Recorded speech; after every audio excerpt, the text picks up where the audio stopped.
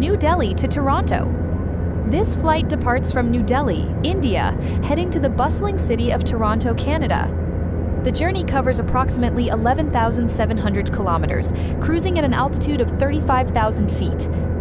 After takeoff, the route heads northwest over northern India, crossing Central Asia, Europe, and the Atlantic Ocean before entering North American airspace. The aircraft then approaches the eastern provinces of Canada before descending into Toronto. Weather conditions along the route are expected to be clear, ensuring a smooth and comfortable flight. The estimated flight time is around 14 hours and 30 minutes. Passengers can experience a remarkable journey across continents, from South Asia to North America,